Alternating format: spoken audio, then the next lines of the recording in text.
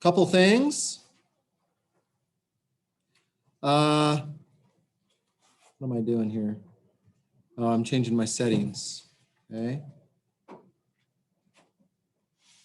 Couple of things. So first, I will try to get the test posted at the earliest by like this afternoon, but I'm hoping it will be by this afternoon, in fact, because it's basically done. I have a few tweaks to do, but I'll post that in Canvas.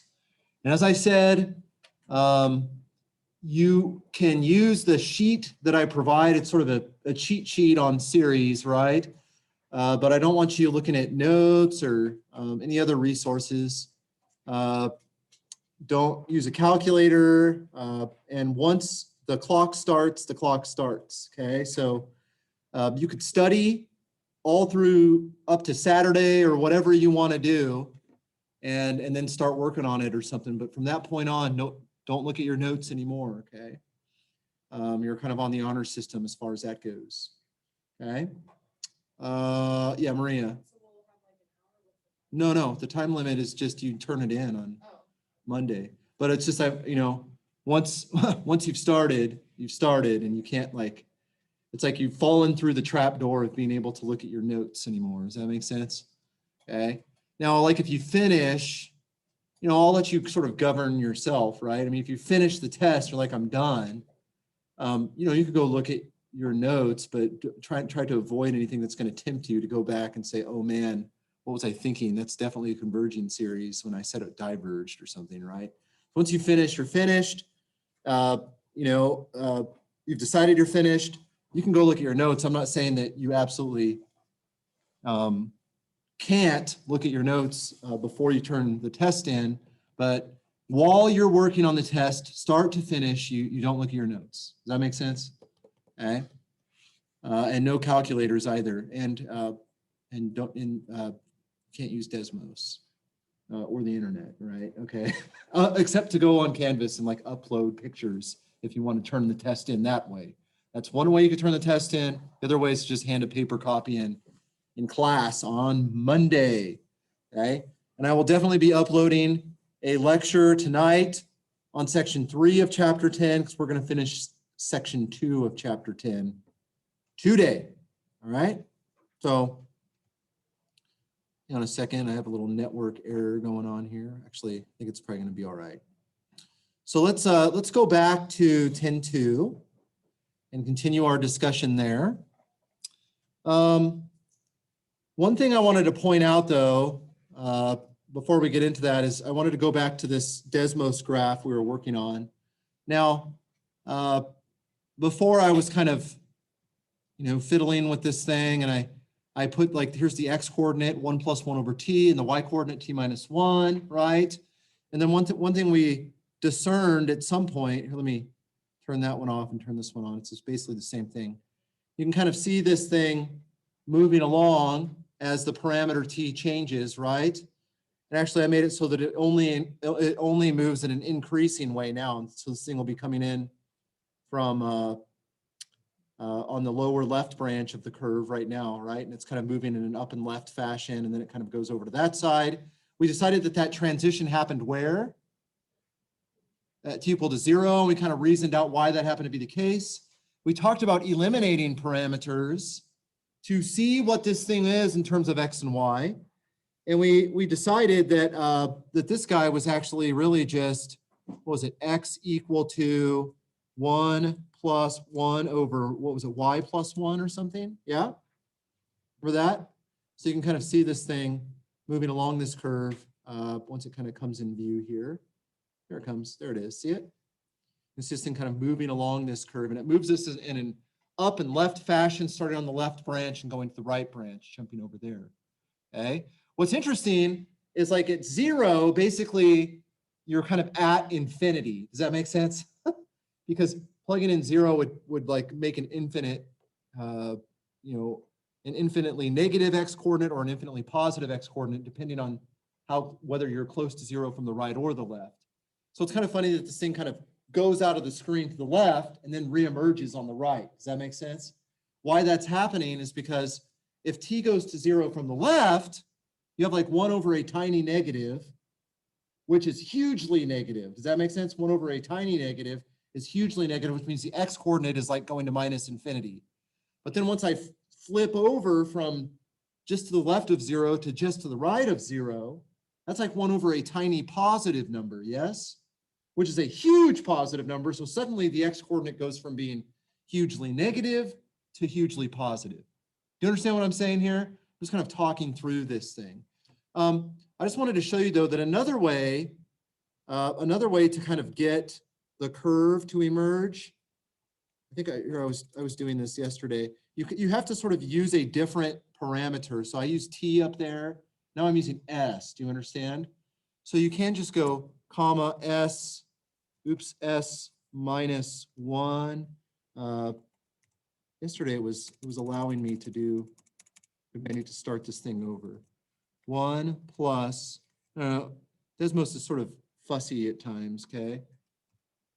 Comma, s minus, what in the world is going on here? It's not letting me do it. I'm going to open up another Desmos graph and go ahead and do it. Okay, so watch this. Okay, 1 plus 1 over t, comma, okay, comma, t, see what it did? It just gave me the option to give a range of t values. Does that make sense?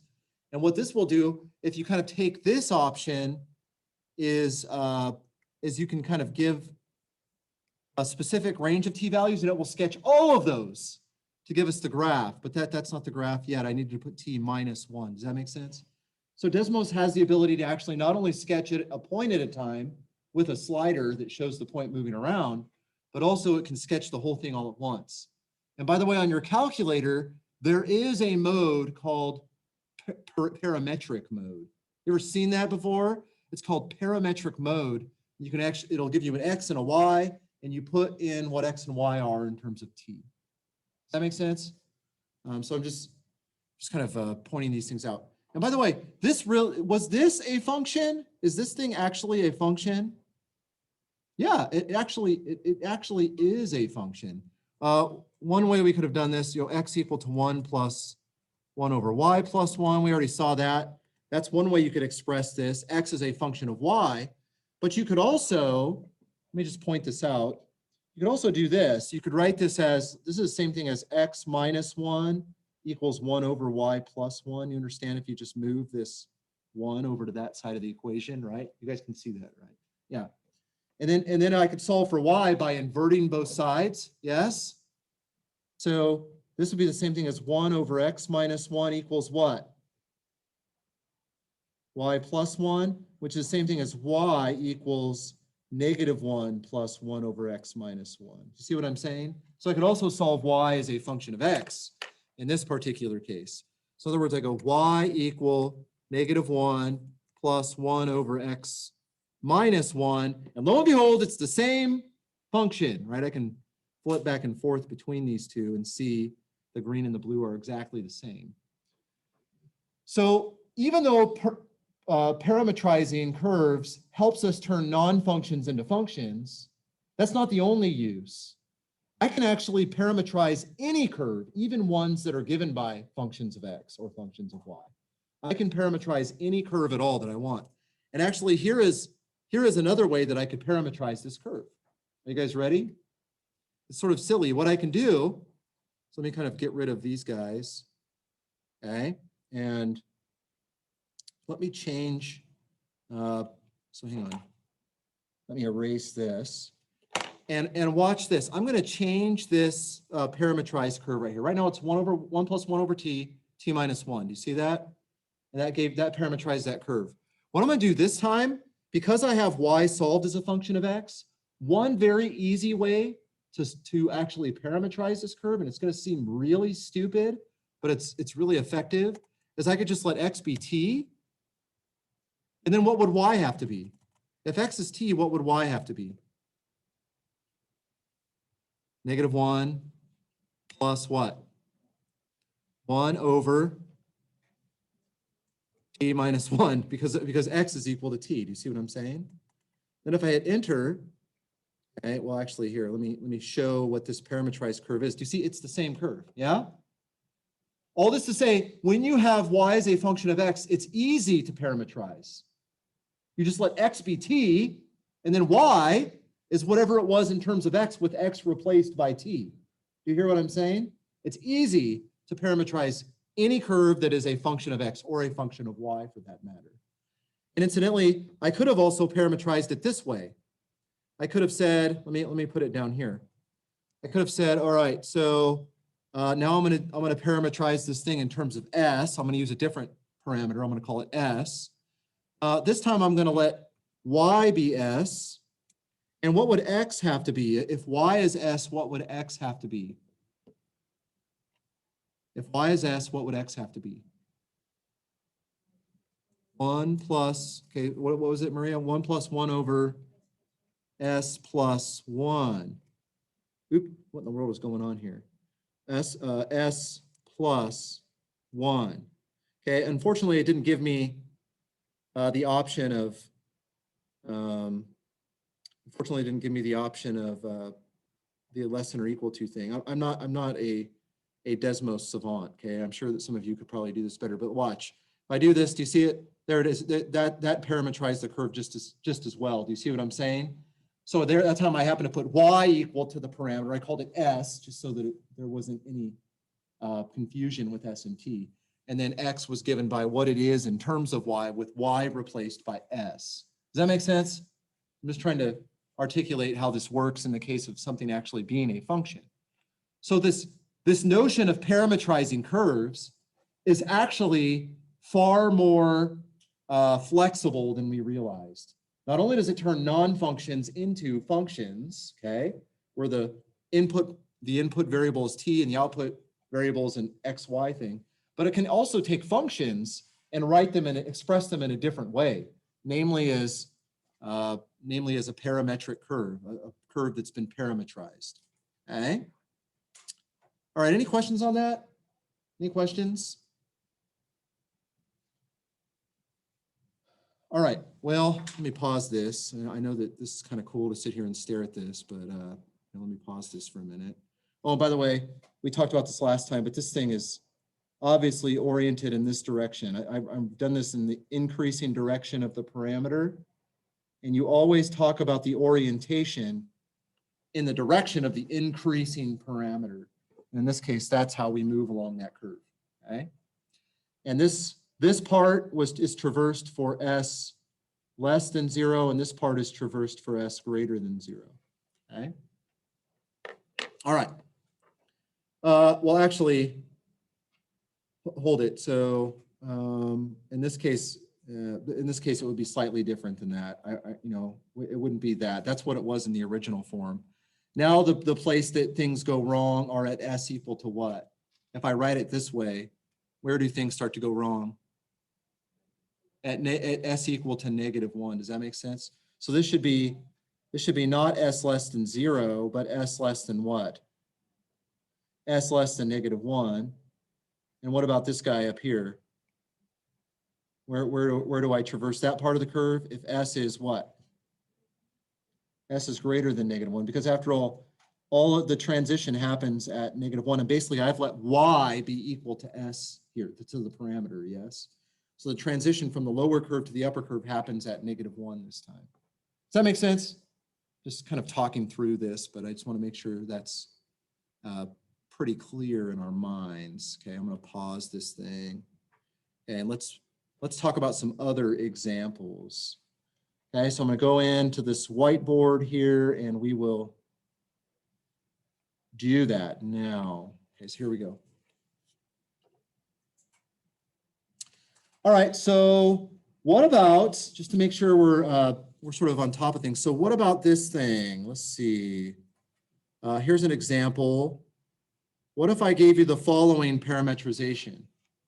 Okay, x equal to tan squared, and I'll say theta this time. Do I always have to use t as my parameter? No, I just used s on the previous slide. But x is going to be tan squared theta. Y is going to be secant squared of theta. And I have to give you a range of theta. Well, I can't just like a crazy person just plug anything into secant and tangent. Some things don't work, right? But tangent for sure is defined between like at least negative pi over 2 to pi over 2. So I specifically am interested in the range of theta that goes between negative pi over 2 and pi over 2. Okay, so here's our parametrized curve. I'm giving you the parametrized curve on the front end. And what do you think a natural question is? I've given you the parametrization. What do you think the natural question is? Well, yeah, like what on earth is this curve? Does that make sense? Like what is this curve? Okay, so what is this curve? Make sense? That's kind of a natural question to ask. Okay, what is this thing? Well, typically when we ask that question, we want to eliminate theta somehow. Okay. Okay, so how would I eliminate theta here? Can you think of something that would make theta go away? What do you guys think? Can you think of something that would make theta go away?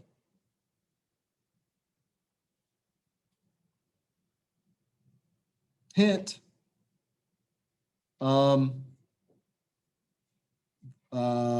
Can you think of a trig identity that tan squared and secant squared happen to satisfy?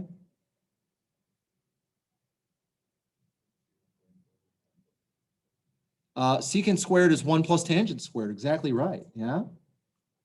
Okay, so y is equal to secant squared of theta, and you know that that's the same thing. So what did you say, Jared? That's the same thing as 1 plus tan squared theta, which is, how is that expressed in terms of x or y? 1 plus x.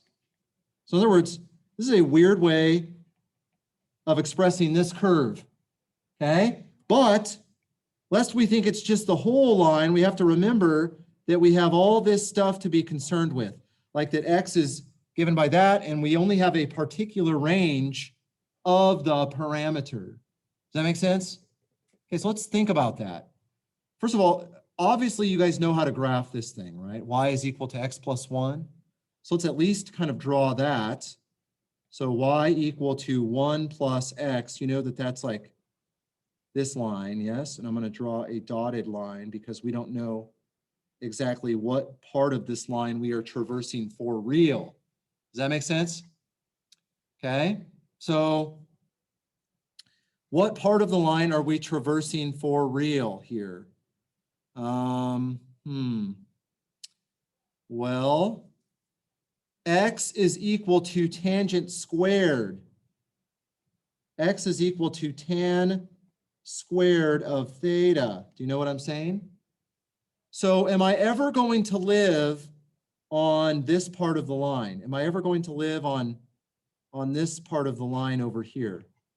Think about it. Why not? Okay, you guys are shaking your head. Why would I never be on that part of the line? What's the problem? Because yeah, that's right. X is a square of tangent, yes? So x is positive all the time. So this thing is always greater than or equal to 0. So I will never be over here. Yeah? Okay, well, what about y? Well, for the same reason, you know, y is equal to secant squared of theta, yeah? And y is equal to secant squared of theta, by the way, which is like 1 over the cosine squared of theta, okay? And I'm plugging in numbers that happen to be between,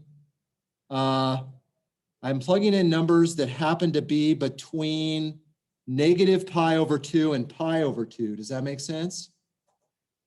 So if I plug in numbers between negative pi over 2 and pi over 2, what's true about the cosine function at negative pi over 2 and pi over 2? What is that getting close to?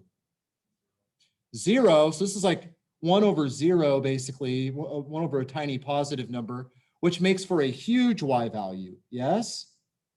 But what's the smallest this could be? Think about it. So like if I plug in numbers that, or if cosine is close to 0, you get huge numbers. But then if cosine gets a little bit bigger, then this thing gets smaller. But what's the smallest it's possibly going to get? Not 0, 1, yeah? Because the smallest it's going to get is when cosine actually reaches 1, when cosine becomes as big as it possibly can be. Does that make sense? The smallest y is going to get is when cosine is as big as possible. And how big does cosine get? 1. So this thing is greater than or equal to 1 all the time, yeah? So what do you think is going to happen here? It looks like x is equal to or greater than 0. Is it ever equal to 0, by the way? Yeah, it's actually equal to 0. Where is this thing? Where is x equal to 0? At theta equal to what? So let's just kind of write this as a reminder of ourselves. X equals 0 at t equal to what? 0. Okay. And y equals 1, which is its minimum, at t equal to 0. So that kind of happens at the same time, yes? So what I mean is, I'm actually at this point right here when? I visit this point when t is equal to 0, right? So this is the point 0, comma 1, correct? Okay, I'm actually at that point when t is equal to 0, okay? And what is happening before that? And by the way, I am going to hit all these other points on this part of the curve, okay? But what's going on here? What happens when t is less than 0? What happens when t is less than 0? Okay, and I start increasing up to 0. Okay, when t is, or actually, I'm saying t. What should I be saying here this whole time? Sorry, theta. Yeah, sorry guys. Theta, theta. Okay, all of this should be theta, not t. Okay, when theta is less than 0, what is happening? Well, if I'm down at negative pi over 2, cosine of negative pi over 2 is 0. So y is massive, but also x is massive, right? Because sine of negative pi over 2 is like -1. So it's gonna, but squaring that is 1. 1 over a tiny positive number is huge. So x and y are both huge when I'm near negative pi over 2. So what is happening? It looks like to me that when I'm below, the reason I'm drawing it like this, when I'm below pi over 2, I get closer and closer and closer to this point. So this is for theta. Hang on a second. This is for theta less, so negative pi over 2 less than theta less than 0. The direction of the movement, less than 0, not theta. Okay, less than 0. Okay, so when theta is growing from negative pi over 2 to 0, I'm kind of moving towards this point. Does that make sense? But then what starts to happen once I get beyond pi 0 and go and move up to pi over 2? What starts happening? Well, I actually go back out. Okay, so I kind of visit this point at theta equal to 0. Okay, I visit this point at theta equal to 0. Okay, but then I move back out along this line once I get beyond 0. So this is for 0 less than theta less than pi over 2. Okay, so what's weird is you kind of stay on the same line, but you kind of come in, you get to the point 0, 1, and then you go back out to infinity. So you kind of start out at infinity, you come back to that point, and then you go back out to infinity after that. We'll look at that in Desmos in just a minute, but are there any questions on that? Questions? Kind of understand what we did to eliminate the parameter, and then to kind of think through what part of the line we were actually utilizing. We actually traversed the same line in different directions, depending on where the parameter is. So that's kind of interesting for sure, okay? So let's go back over here into Desmos, okay? Let's open up another one here so that we're not, let's see here. Let's open up another one here so that we're not, oops, I just messed something up here. Yeah. And I want to hide the meeting controls. Okay, so here's what I want to do. It's going to be Desmos, okay? Let's see here. What is it going to be? What did we say the parameterization was? Tan squared of, I think you can actually type in theta, yeah? And it gives you a theta. And then the y coordinate was secant squared of theta, okay? And actually, I'm not sure why. Did it ever give me the option to, maybe I'll try t here just to make sure. So secant squared of t, it's not giving me the option right now. Here we go. Tan squared of t, yes, add a slider, yes, please. Okay. And where did I want to go from? From negative pi over 2 up to pi over 2. Okay. And our suspicion is things start to change right around 1. Okay. So tan squared t, and then the second thing is going to be secant squared, oops, squared of t. Okay. So there's that point. I'm actually going to change this thing to, well, let's see. Yeah, that's good. I think that's good. Okay.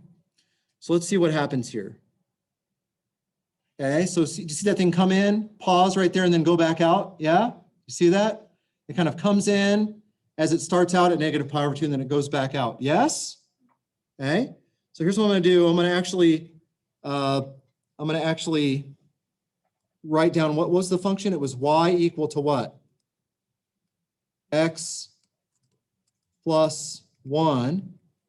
And I think you can actually give restrictions. It's like x greater than or equal to 0 or something. I forget how the syntax goes with this. I think you have to put maybe all of that in here. There are ways that you can actually put restrictions on these things. Anyways, I don't remember right now, but basically you see this, I'm on the curve, okay?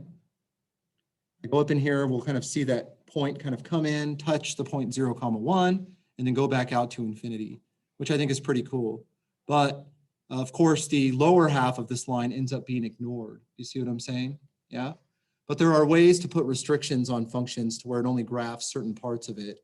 And for some reason, I can't remember the syntax right now off the top of my head. Okay, but the transition happens at 0. Okay, any questions on that? I think that's kind of a neat little example. Okay, let me pause this. And we'll go back in here. Okay, so let's look at this example. So what would this be? So watch this. Example. What would x equal to cosine of theta?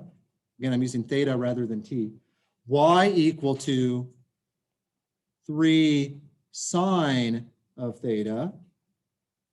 Okay, and you just let theta do whatever it wants. Okay. Of course, cosine and sine have a period of length 2 pi, yes?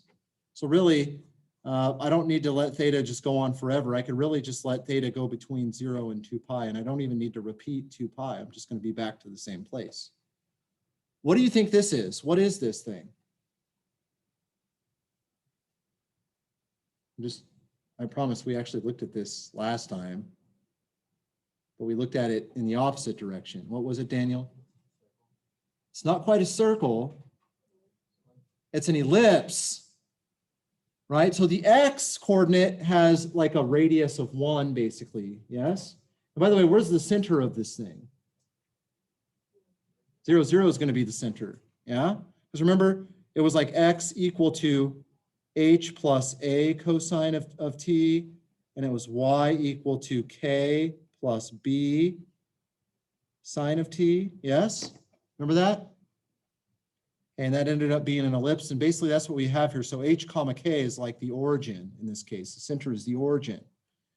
If you want to see that work out, notice that if I take x squared plus y over 3 squared, what do I get? So x squared is just cosine squared of theta, yes? What's y over 3 quantity squared? What's that in this case?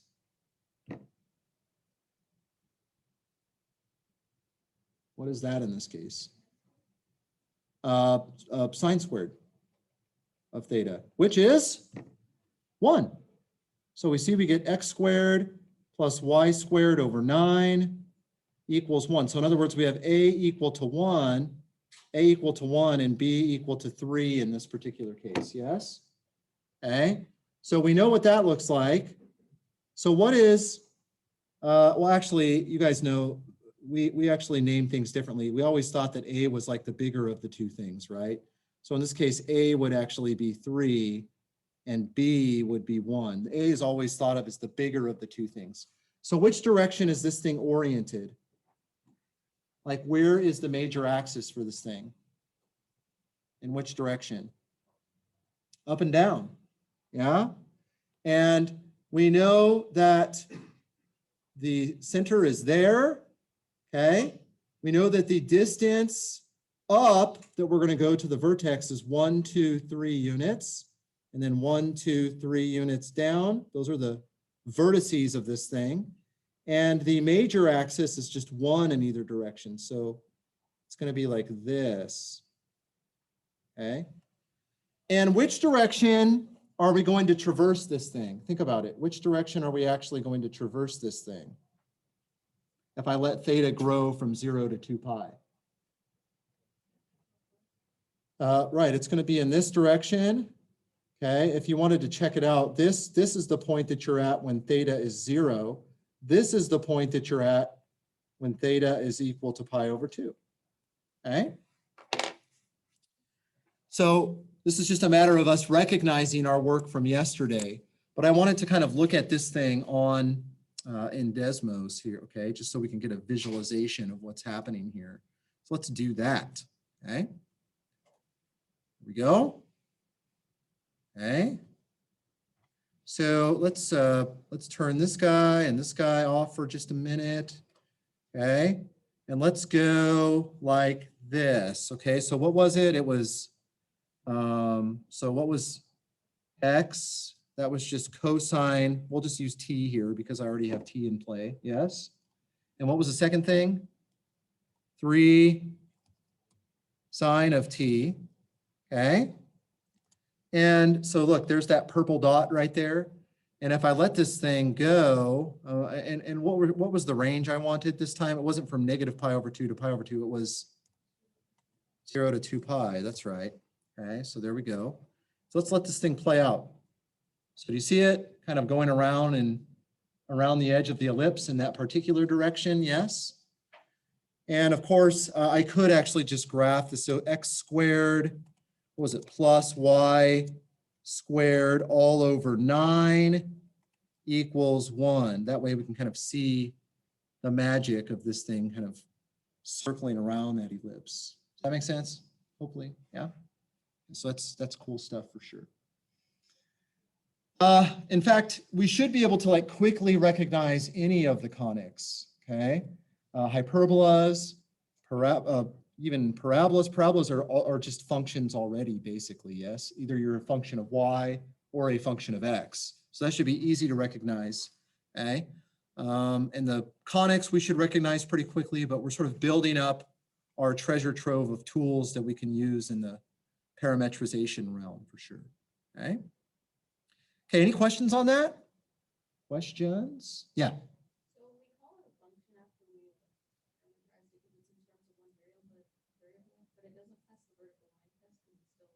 Right, so, but it's not a function, so that's because the definition you were using is using for function, you were trying to say function of x specifically. When it fails the vertical line test, it's not a function of x. But function in the more general sense just means for each input, you have exactly one output. Does that make sense? So if the input was just x, no, it wouldn't be just one output. Does that make sense? There would be two, like even in this case. But if we change to a different variable like t, if t is the input, is there one output? Yes, but the output is no longer a number. What is the output now? It's an ordered pair, right? So the input is the parameter t, and the output is the xy ordered pair, yes? So you've turned it into a function that way. Now you have a unique output for each input, but the input is different now. The input is the parameter, yeah? Does that make sense?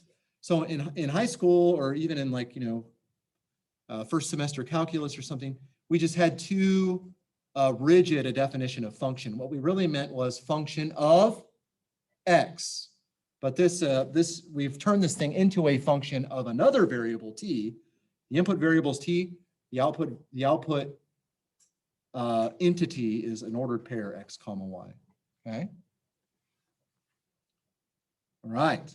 Other questions? Other questions?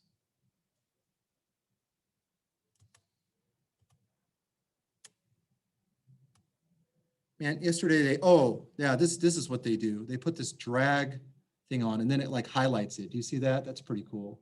You can kind of click and hold on this thing and then it will actually put this drag feature on it.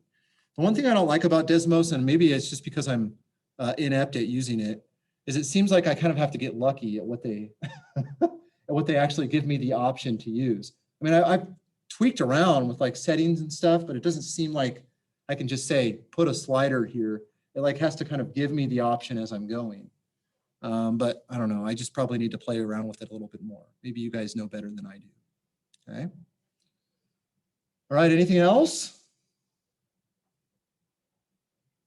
Okay, next time when we see each other, we will spend some time, I will do this on the lecture that I will post on the internet.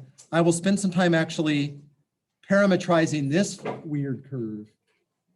Okay, this curve right here is called the cycloid.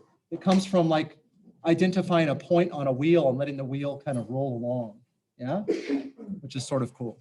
So we'll parameterize that and we'll start doing some other things. That's it.